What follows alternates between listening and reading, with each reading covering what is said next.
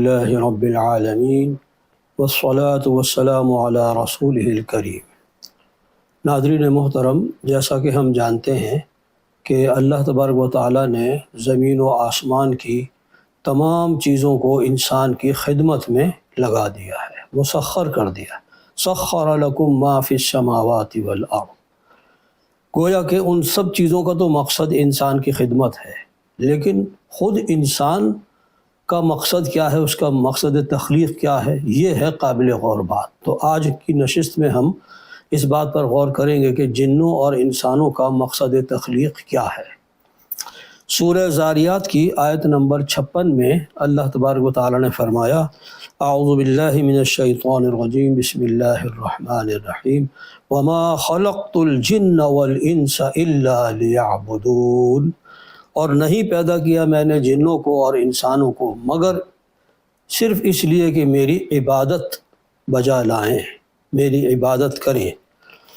اور یہی مضمون سورہ البقرہ کی 21ویں آیت میں ملتا ہے: یا ایھا الناس اعبدوا ربکم الذی خلقکم والذین من قبلکم لعلکم تتقون، اے بنی نوع انسان، اے لوگو، اپنے اس رب کی بندگی اختیار کرو، اپنے اس رب کی عبادت کا حق ادا کرو جس نے تم کو اور تم سے پہلوں کو پیدا کیا تاکہ تم بچ سکو جہنم کے عذاب سے، محاسبہ اخروی میں ناکامی سے تم بچ سکو۔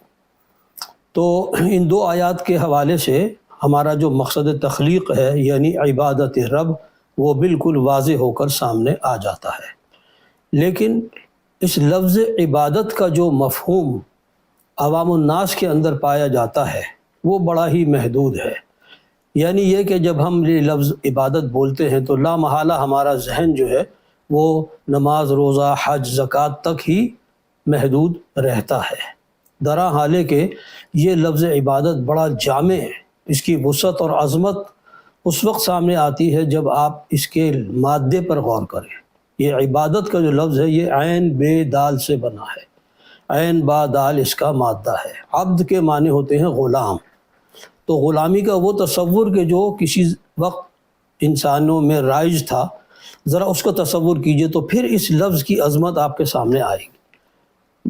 جو غلام ہوتا تھا وہ اپنے آقا کی ملکیت ہوتا تھا، اس کی نہ اپنی کوئی مرضی ہوتی تھی، نہ اس کی کوئی شے اس کی ملکیت ہوتی تھی، وہ پورا کا پورا اپنے مالک ہی کا غلام ہوتا تھا، اور اس کی خدمت اور فرما برداری اس کا مطمع نظر ہوتا تھا۔ اگر اس کی اپنی کوئی مرضی ہوتی بھی تھی تو وہ اپنی اس مرضی سے دستبردار ہو کر آقا کی مرضی کے مطابق اپنے آپ کو ڈھال لیتا تھا۔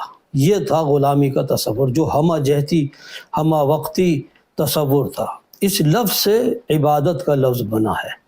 تو اندازہ کیجئے کہ گویا کہ پوری زندگی میں اللہ تبارک و تعالیٰ کی اطاعت اور فرما برداری، اس کو عبادت کہا جائے گا۔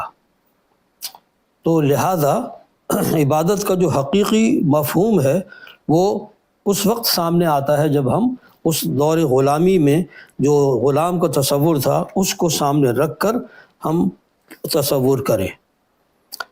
اسی لیے شیخ سعدی رحمۃ اللہ علیہ نے فرمایا کہ زندگی آمد برائے بندگی، زندگی بے بندگی شرمندگی۔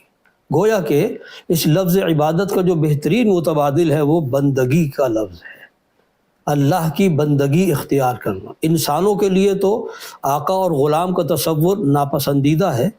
میں نے صرف بطور مثال آپ کو یہ بات کہی کہ ایک زمانے میں یہ تصور تھا، تو اس کو سامنے رکھ کر، چونکہ اسی سے یہ لفظ عبد سے یہ لفظ عبادت بنا ہے، اس لیے اس کا ذکر ناگزیر تھا۔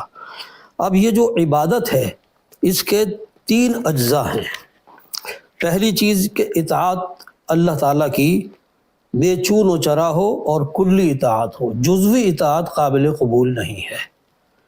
اسی لیے قرآن حکیم میں فرمایا گیا سورہ البقرہ کی 208ویں آیت میں: یا ایھا الذین آمنوا ادخلوا فی السلم کافہ، اے اہل ایمان، فرما برداری اور اطاعت میں پورے کے پورے داخل ہو جاؤ، یعنی تمہارا کوئی گوشہ زندگی اس اطاعت سے باہر نہ ہو۔